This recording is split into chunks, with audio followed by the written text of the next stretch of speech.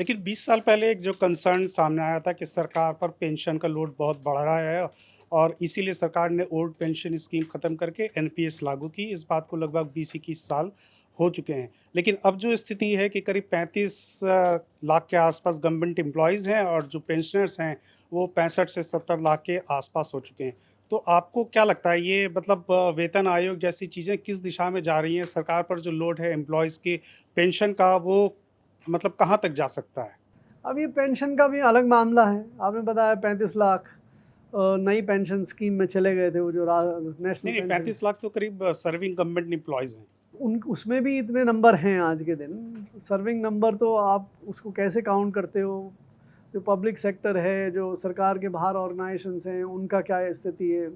राज्य सरकारों की क्या स्थिति है? लोकल बॉडीज़, ये सब पे डिपेंड करता है। आप रफली अनुमान लगाते हैं तो 2 से ढाई करोड़ लोगों पे के वेतनमान पे, ये जो सेंट्रल वेतनमान आते हैं, उसका फ़र्क पड़ता है। 35 लाख पे नहीं है, बाकी सब पे भी ये फ़र्क पड़ता है, राइट।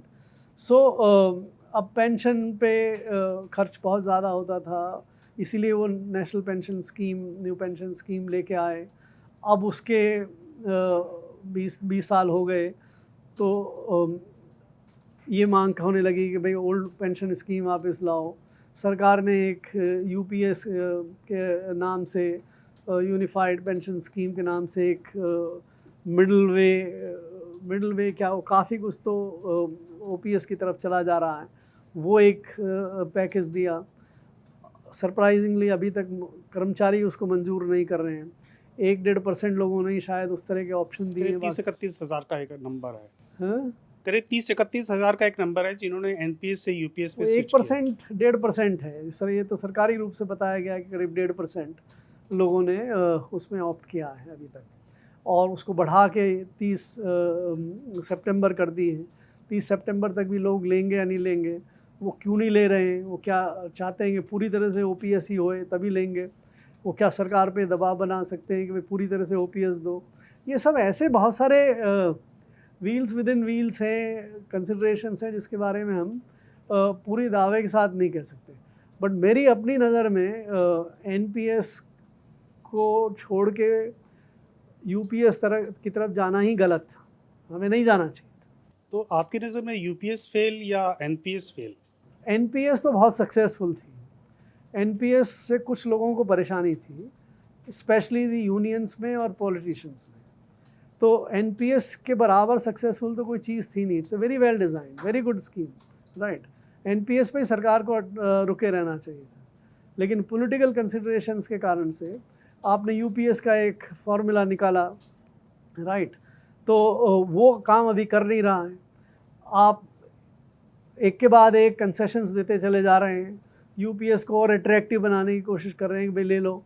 अब एक आधी चीज़ ही बची है, वो भी अगर आप और दे देते हैं तो फिर चाहे यूपीएस कह लो, हो जाएगी वो ओपीएस ही, राइट।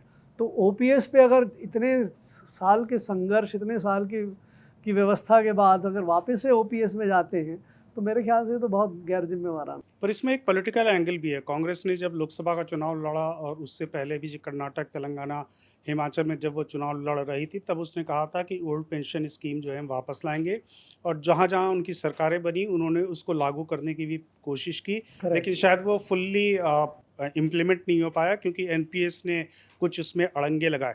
तो आपको लगता है कि मतलब कोई ऐसी स्थिति अब बन सकती है कि जो अ, ओपीएस 2004 से पहले का था उसकी वापसी हो सकती है या उसको वापस करना समझदारी होगी भी या नहीं? देखिए, ये बात सही है कि कांग्रेस रूल्ड स्टेट राजस्थान, छत्तीसगढ़, हिमाचल प्रदेश, इनमें ये पहले मूवमेंट शुरू हुआ कि भाई हम ओपीएस रिस्टोर कर रहे हैं। मैं पूरी तरह से कह रहा हूँ कि ये बड़ा गैर जिम्मेवाराना कदम था। इन सरकारों को ऐसे नहीं करना चाहिए था।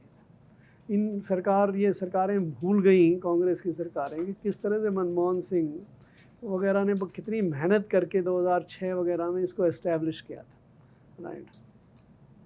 वो सब छोड़ छाड़ के केवल आपका शॉर्ट टर्म पॉलिटिकल इंटरेस्ट के कारण से आप ये सब प्रॉमिस करने लगे।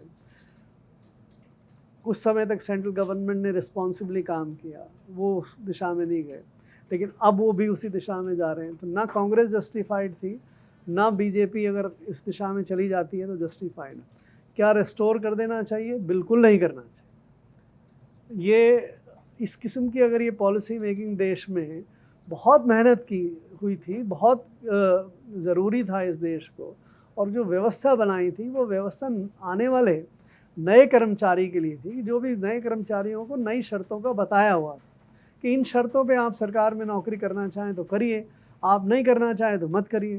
तो एवरीबडी हु केम, जो भी आया 2004 के बाद, आंखें खोल के आया, कान खोल के आया, इन शर्तों को स्वीकार करके आया। उसके लिए उसको वापस से उलट के उन पुरानी शर्तों का ले जाना कतई जस्टिफाइड